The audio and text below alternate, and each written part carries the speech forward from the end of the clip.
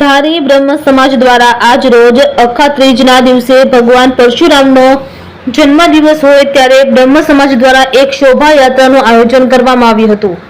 પ્રથમ ભગવાન શ્રી પરશુરામનું શાસ્ત્રોક્ત વિધિથી ભગવાન પરશુરામનું પૂજન કરવામાં આવ્યું હતું। ત્યારબાદ ધારી શહેરના રાજમાર્ગો ઉપર ભવ્ય શોભાયાત્રા નીકળી હતી અને ખૂબ જ મોટી સંખ્યામાં બ્રહ્મ સમાજના દરેક સભ્યો પોતાના કુટુંબ સહિત આ આયોજનમાં હાજર રહ્યા હતા। ત્યારબાદ સાંજે જ્ઞાતિ સમૂહ ભોજનનું પણ આયોજન કરવામાં આવ્યું હતું।